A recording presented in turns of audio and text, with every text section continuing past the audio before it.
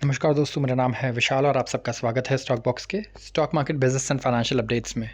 अगर आपको ऐसी वीडियोस पसंद है जिससे आपको ये खबर मिले कि किसी भी इवेंट से, इकोनॉमिक पॉलिसी से, दुनिया भर में होने वाले किसी भी, मैं कहूँगा फाइनेंशियल इकोनॉमिक इवेंट से आपके पोर्टफोलियो, आपके इनकम, आपके खर्चे पर क्या फ़र्क पड़ सकता है, क्या असर पड़ सकता है, तो आप इस चैनल को सब्सक्राइब कर सकते हैं। Sorry for the delay today. आज वीडियो थोड़ी डिले हो रही है because I am travelling and मैं रिकॉर्ड नहीं कर पाया due to some technical issues सुबह सुबह।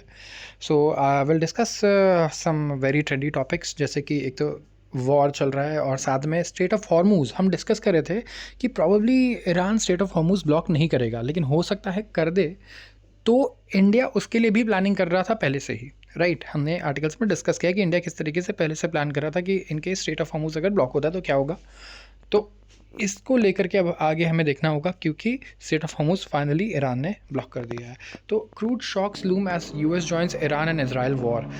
इन्वेस्टर्स जो है अब वो और वॉलीटिलिटी के लिए उन्हें प्रिपेयर होना चाहिए।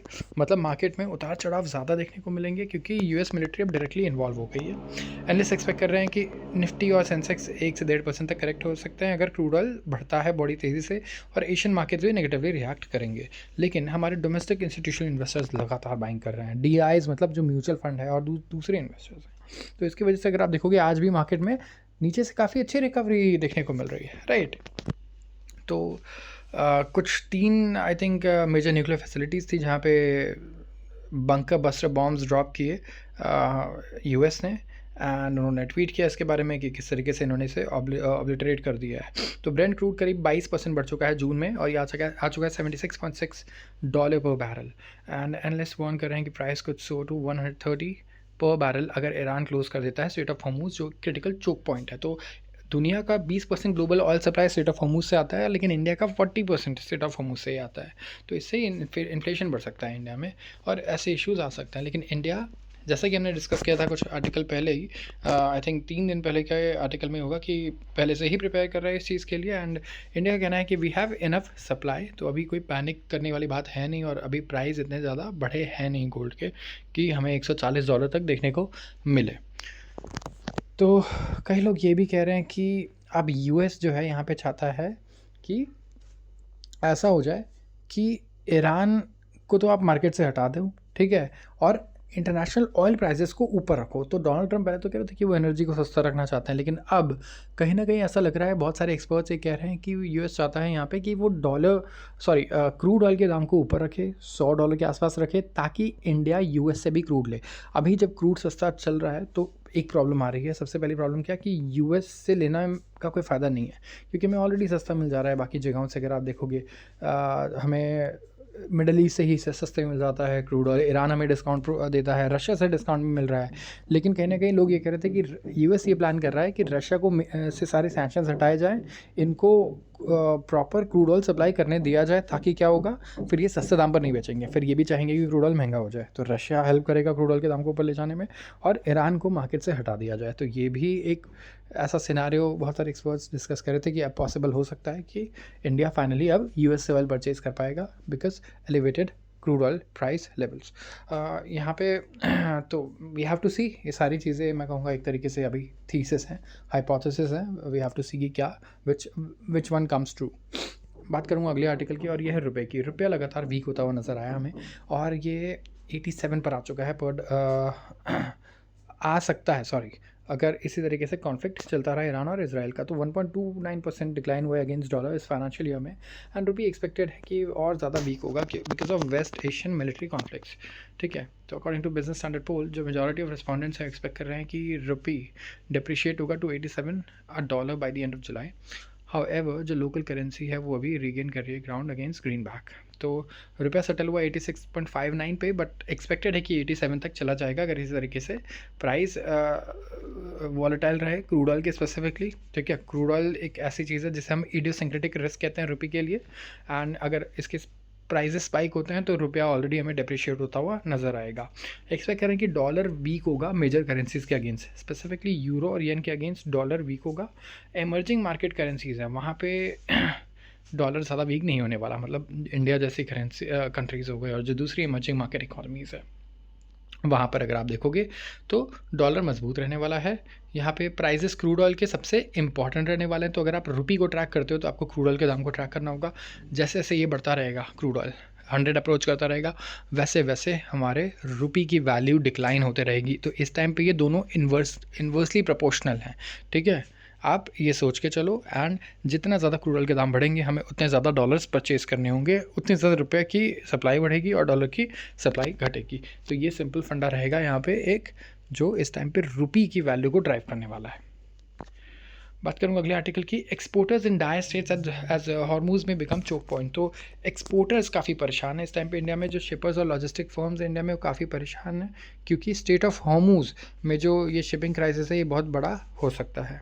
फ्रेट रेट्स ऑलरेडी बढ़ गए हैं अब, क्योंकि एक बहुत बड़ा रास्ता मैं कहूँगा जो था, जो दुनिया से कनेक्ट करता था इंडिया को, वो बंद हो चुका है। तो कहीं ना कहीं अब शिपिंग कॉस्ट काफ़ी ज़्यादा इंक्रीज़ हो जाएंगे। आपको कोई भी सामान भेजना है तो अब उसमें टाइम भी बहुत ज़्यादा लगेगा। तो ये एक बहुत बड़ी समस्या है और ये अफेक्ट करेगा ऑयल प्राइसेस को, शिपिंग चार्जेस को। War risk premiums already add हो रहे हैं शिपमेंट में, क्योंकि वॉर होता है तो शिपिंग और एक्सपेंसिव हो जाता है, क्योंकि अब भाई वो वॉर जोन से लेके जा रहा है आपके सामान को, तो वहाँ उसके तबाह होने की रिस्क काफ़ी ज़्यादा है, वॉलेटिलिटी की रिस्क काफ़ी ज़्यादा है। तो इंश्योरेंस के कॉस्ट भी काफ़ी ज़्यादा बढ़ जाते हैं। तो state of Hormuz one of the busiest maritime corridors है, जो 20% ग्लोबल क्रूड ऑयल कैरी करता है। जो कॉन्फ्लिक्ट है वेस्ट एशिया में, इसकी वजह से काफ़ी ज़्यादा रिस्क अब एसोसिएट हो गया है, ऑपरेशनल कॉस्ट काफ़ी ज़्यादा बढ़ गए हैं। तो इंडिया जैसी करेंसी के लिए, कंपनी के लिए, सॉरी इंडिया जैसी कंट्री के लिए काफ़ी प्रॉब्लमेटिक है। सबसे पहले तो करेंसी रिस्क अभी अगर हम देख रहे हैं तो किस लिए आ रहा है ये, क्योंकि चौक पॉइंट ये बंद हो गया है, और साथ में कंपनीज भी इसलिए परेशान हो रही हैं क्योंकि अब एक तो प्रॉब्लम ये है कि आप वॉलेटिलिटी देख रहे हो कि डिमांड का क्या होगा आगे पता नहीं, राइट। स्पेसिफिकली अगर आप एक्सपोर्ट करते हो। दूसरा, वो कंपनीज भी परेशान है इस टाइम पे जो आप ये देखिए एनर्जी यूज़ करती हैं, ठीक है। बहुत एक्सटेंसिवली अगर कोई कंपनी एनर्जी यूज़ करती है तो क्रूड ऑयल के दाम उससे काफ़ी ज़्यादा इफेक्ट करेंगे, ठीक है। और करेंसी भी इफेक्ट करेगा अगर वो कुछ इंपोर्ट करती है तो, क्योंकि अब आपको सेम चीज़ के लिए ज़्यादा पे करना है। एक्सपोर्टर्स को थोड़ा बहुत बेनिफिट हो सकता है, लेकिन जब वॉर होता है और इसकी वजह से करेंसी के वैल्यू पर डिक्लाइन होती है तो एक्सपोर्टर्स को तब भी फ़ायदा नहीं होता, क्योंकि वॉर की वजह से एक्सपोर्टर्स को लॉस भी झेलना पड़ता है, क्योंकि बिज़नेस अब नॉर्मली नहीं ऑपरेट कर पाएगा। काफ़ी सारी कंट्रीज़ में प्रॉब्लम्स आएंगी, हो सकता है डिमांड कम होगा या ग्रोथ हमें कम होता हुआ नज़र आएगा। तो ओवरऑल बेसिस पे किसी का बहुत ज़्यादा फ़ायदा होता नहीं है ऐसे सिचुएशन में, आपको ये ध्यान रखना है, ठीक है। बहुत ही कम ऐसे सेक्टर्स होंगे या कंपनीज होंगी जो इसका पूरा बेनिफिट ले पाएंगे। एंड ये चीज़ 99% जो कंपनीज़ हैं और मैं कहूँगा जो लोग इन्वॉल्व हैं उन्हें कहीं ना कहीं हर्ट करने वाली है। तो इसीलिए इंडिया में एक्सपोर्टर्स इस टाइम पे काफ़ी ज़्यादा अलर्ट हैं और वो ट्रैक कर रहे हैं रुपी को, क्रूड ऑयल को, स्टेट ऑफ हॉर्मूज को और सारे इस मैं कहूँगा ईरान और इजराइल के कॉन्फ्लिक्ट को। अगले आर्टिकल की बात करूँगा, और अमेज़न यहाँ पे एंटर कर रहा है इंडिया के $15 बिलियन डायग्नोस्टिक्स मार्केट में। तो अमेज़न इंडिया ने लॉन्च किया है अमेज़न डायग्नोस्टिक, एक new at home health care service है ये। तो क्या होगा कि आप एज ए कस्टमर आप बुक कर सकते हो लैब टेस्ट, शेड्यूल कर सकते हो अपॉइंटमेंट्स और शिपमेंट्स वगैरह भी आप डिजिटल रिपोर्ट भी आपको शिप कर दे दिया जाएगा थ्रू अमेज़न ऐप। तो फिज़िकल पेपर का कोई काम नहीं है। और जस्ट लाइक एवरी अदर मैं बोलूँगा जो डायग्नोस्टिक्स कंपनी है उनके तरह ये भी ऑपरेट करेंगे, लेकिन इनके पास ऑलरेडी बहुत सारे लोगों का डेटा है जो शायद होगा भी नहीं किसी फार्मास्यूटिकल कंपनी के पास या डायग्नोस्टिक्स कंपनी के पास।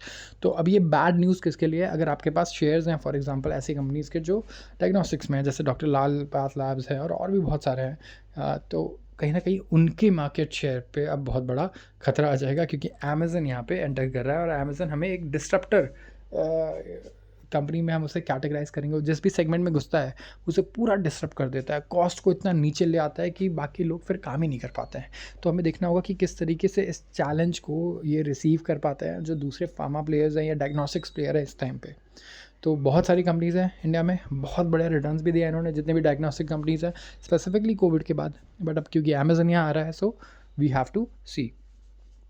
तो इनिशियली ये करीब 450 पिन कोड सर्व करेंगे और उसके बाद ये 800 करीब डायग्नोस्टिक टेस्ट भी ऑफर करेंगे। Customer 2 step sample collection 60 minute में रिक्वेस्ट कर सकता है और 6 घंटे में इसे कहीं ना कहीं रूटीन टेस्ट हो करके पूरे फ़ोन पे मिल जाएंगे। तो सर्विस रोल आउट किया जा रहा है in partnership with orange health labs. ठीक है। एंड उनका गोल ये है कि मीनिंगफुल एक्सपीरियंस क्रिएट कर पाएँ। एंड डायग्नोस्टिक स्पेस ऐसा है जो अंडर पेनिट्रेटेड है और फ्रैगमेंटेड भी है, मतलब अपॉर्चुनिटी काफ़ी अच्छी है अमेजन जैसी कंपनीज़ के लिए। यहाँ पे complete end to end health care service ये देना चाहते हैं, जैसे tele consultation, delivery of medicine, accredited testing, ये सारी चीज़ें अंडर अमेजन मेडिकल। तो काफ़ी सब्सटैंशियल रूम है इनके पास ग्रो करने के लिए। पैसे की इनके पास कमी नहीं है, इंफ्रास्ट्रक्चर की कमी नहीं है, और इनके पास इंडिया में ज़्यादा लोगों का डेटा भी है जो यूज़ करते होंगे ऐसी चीज़ें। तो डायग्नोस्टिक इंडस्ट्री इंडिया में अगर आप देखेंगे तो यहाँ पे large number of unorganise players हैं। 8% का सीएजी आ रहा है इसमें लास्ट 5 ईयर्स में, और ये करीब $12 बिलियन पहुँच चुका है। तो ऑर्गेनाइज सेगमेंट 15% मार्केट शेयर का है, वो आउटपेस करता है इंडस्ट्री ग्रोथ को विद 12% सीएजीआर। तो अनऑर्गेनाइज काफ़ी है मार्केट, इसीलिए यहाँ पे अमेजन टारगेट कर रहा है ना कि अनऑर्गेनाइज को कहीं ना कहीं बीट करना ईजी होता है अगर आप बिल्कुल ऑर्गेनाइज प्लेयर की तरह काफ़ी लंबा इन्वेस्टमेंट लेके लॉन्ग टर्म प्लानिंग करके चले, राइट। क्योंकि आप उसे कॉस्ट में ही बीट कर देंगे, पहले तो आप इतना अंडर कॉस्ट कर देंगे प्रोडक्ट्स को कि वो ज़्यादा दिन तक सर्वाइव ही नहीं कर पाएंगे, और जो सर्वाइव कर पाएंगे फिर वही लास्ट में आपके कंपटीटर्स बचेंगे जो शायद 1-2 प्लेयर्स होते हैं। तो आज के लिए बस इतना ही। अगर वीडियो आपको अच्छी लगे तो ज़रूर इस चैनल को सब्सक्राइब कर लीजिए एंड वीडियो को लाइक कर लीजिए। थैंक्स।